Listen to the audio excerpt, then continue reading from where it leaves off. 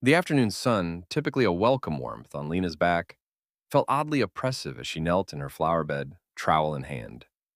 Her prize winning roses were looking a bit peaky, and she suspected a nutrient deficiency. As she dug, turning over the rich, dark earth, her trowel struck something unyielding. Not a rock, though. This was smooth, rubbery, and strangely organic. She cleared away more soil, revealing a thick, dark purple strand, pulsing faintly as if with a sluggish heartbeat. It looked disturbingly like an engorged vein, snaking through the earth beneath her petunias. A shiver, unrelated to the cool breeze, traced its way up her spine. Curiosity, however, outweighed her unease. Following the grotesque vein, Lena dug, meticulously uncovering more of its twisted path. It led out of her flower bed, under the manicured lawn, and then, to her growing horror, beneath the old stone wall separating her cottage from Mrs. Hendricks's. Each exposed length of the pulsing growth seemed to throb with a more insistent rhythm. Panic began to bubble as she realized the vein wasn't just in her garden, it was a dark, subterranean network. With a growing sense of dread, she followed its tendrils, tracing them through the village of Oudewater. Under the quaint cobblestone paths, beneath the ancient oak in the village square, even seemingly disappearing under the foundations of the tiny, charming houses. Every single building, every familiar landmark, seemed to be tethered to this insidious, pulsating growth. Driven by a desperate need to understand, Sarah followed the strongest, thickest strand as it burrowed deep into Fluisterwoud, a place the villagers usually avoided after dusk due to the unsettling silence and the way the shadows seemed to stretch and writhe. The air grew heavy, thick with a scent she couldn't quite place, metallic, yet earthy and faintly sweet. Finally, in a hidden clearing, she found its source. It was a tree unlike any she had ever seen, ancient and gnarled. Its bark was a shimmering, almost obsidian black, shot through with veins that glowed with an eerie, phosphorescent purple light. The entire trunk pulsed, a slow, rhythmic beat that resonated deep in her bones.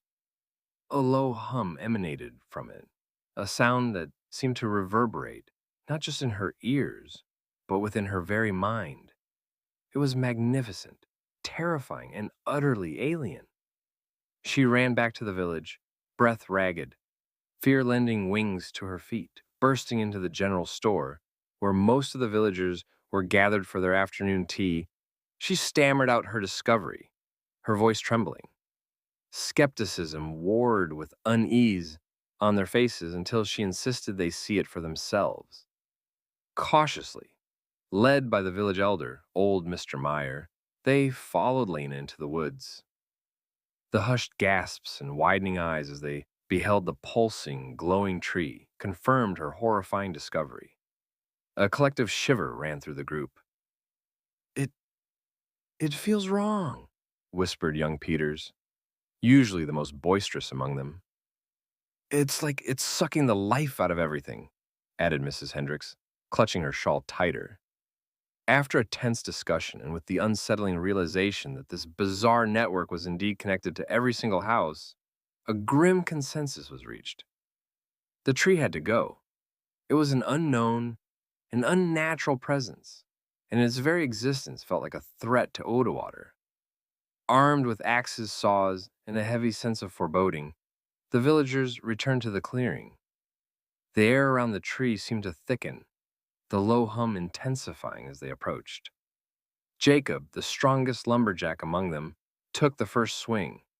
The axe bit into the glowing bark with a sickening thud, and a viscous, luminous purple sap oozed from the wound. Almost immediately, a wave of nausea swept through the crowd. Several villagers clutched their stomachs, their faces paling. A few stumbled, their movements becoming sluggish. The hum from the tree grew louder, a mournful, drawn-out wail. "Keep going," urged Mr. Meyer. his own face looking a little green, but his resolve unwavering. We must! The stronger ones, fueled by a desperate need to sever the connection, pushed on, their blows becoming more erratic as their strength waned. Each strike sent a fresh wave of illness through the remaining villagers. Their limbs felt heavy, their heads swam, and a profound weariness settled into their bones. Yet, driven by a primal fear, they continued. Finally, with a guttural roar, Jacob delivered the last mighty blow. The axe cleaved through the last remaining fibers. With a deafening crack that echoed through the woods, the glowing, pulsating tree toppled. It hit the ground with a bone-jarring thud, the unholy glow extinguishing instantly. At that very instant, as if pulled by an invisible string, every single villager crumpled to the earth. Not with a cry, not with a gasp, but in a horrifying synchronized collapse. Their bodies lay scattered amongst the fallen leaves like discarded puppets, eyes wide open but glazed and vacant, reflecting only the dull gray sky.